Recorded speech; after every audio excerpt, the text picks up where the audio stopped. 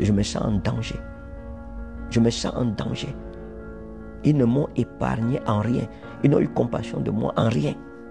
Je ne peux plus faire un pas en avant. J'ai décidé de mettre un terme à notre union. Nous venons d'apprendre cette annonce, ou bien nous venons d'assister à l'annonce du prophète Ferdinand Ekane en ce qui concerne la décision qu'il a prise de se séparer, de se divorcer d'avec sa femme.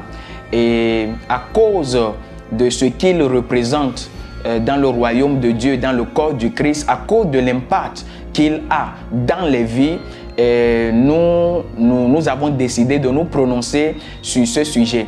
Et vous savez très bien que ces genres d'annonces et ces genres de vidéos ne peuvent laisser indifférent personne, que ce soit les enfants du royaume, que ce soit les gens qui font partie du corps du Christ ou bien les païens, ceux-là qu'on appelle des influenceurs du monde, des agents des ténèbres.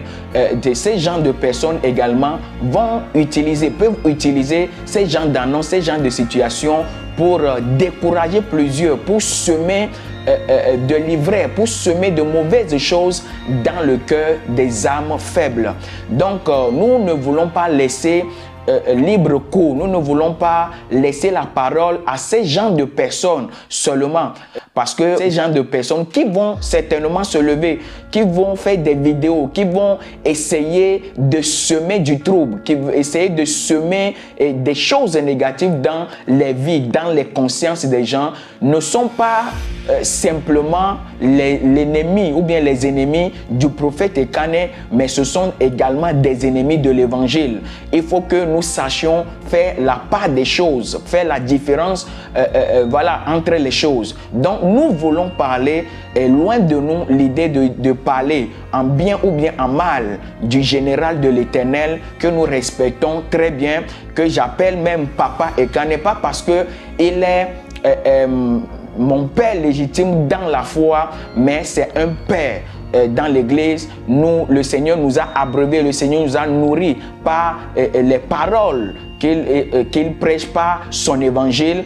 Et donc, loin l'idée de nous de parler contre son nom, mais je fais cette vidéo pour parler au corps du Christ, pour parler à mes frères et sœurs dans le Seigneur, parce que cette situation est très délicate et nous devons vraiment dire ce que nous voulons dire. Vous savez qu'il n'y a pas longtemps, il y a une situation pareille, même si on ne va pas les mettre dans le même canevas.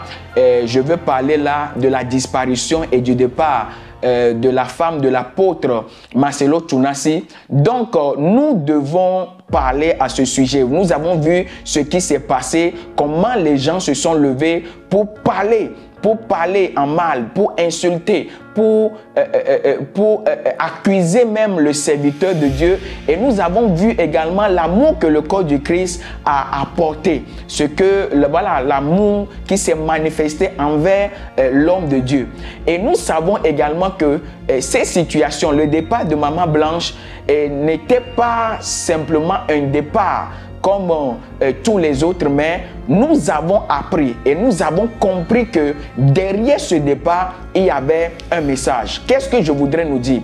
Les serviteurs de Dieu ne sont pas simplement des hommes de Dieu qui portent les paroles de l'Éternel, qui portent les paroles de Dieu qu'ils prêchent, mais eux-mêmes, ils sont des messages. À plus forte raison, un prophète.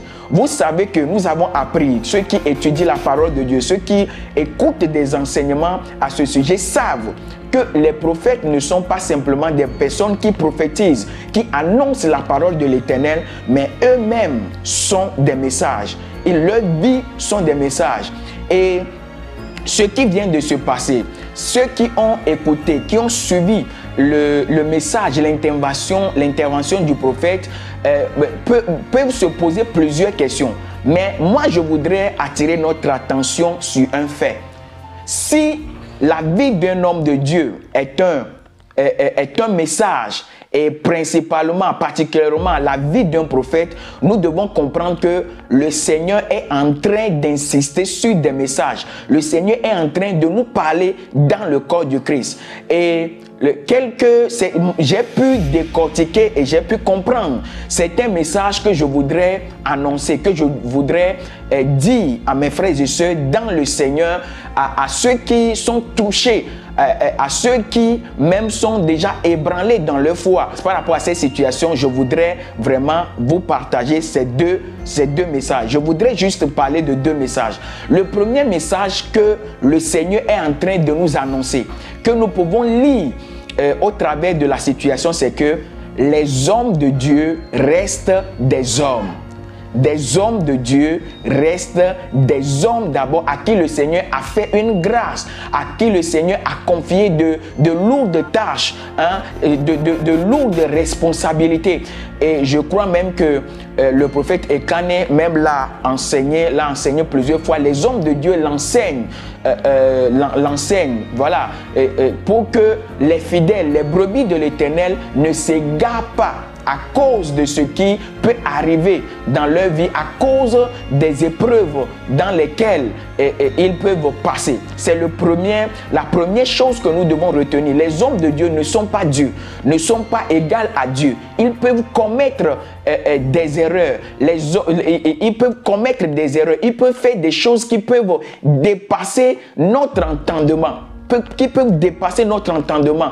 Et surtout, nous devons, je l'ai dit plus tôt, nous devons comprendre que leur vie sont des messages. Leur vie porte quelque chose. Surtout si l'homme de Dieu est un authentique homme de Dieu, est quelqu'un que Dieu a appelé, que vous voyez même les fruits. C'est vrai que plusieurs personnes peuvent dire que Dieu même a dit qu'au dernier moment, plusieurs diront que nous avons prophétisé en ton nom, nous avons prêché en ton nom, nous avons guéri des malades en ton nom. Mais je leur dirai, arrière de moi, vous qui commettez l'iniquité. Mais certains hommes de Dieu, quand vous les voyez, quand vous les suivez, à cause également des révélations que le Seigneur vous a données principalement par rapport à ces hommes de Dieu, vous devez juger différemment, vous devez voir les choses différemment quand certaines choses arrivent dans leur vie. Alléluia. Maintenant, la deuxième chose que je voudrais nous dire, que j'ai pu lire dans ces situations, c'est que peu importe le niveau de grâce prophétique que Dieu peut t'accorder, nous ne sommes pas, personne ne peut se dire qu'il connaît tout. C'est une leçon que nous devons savoir.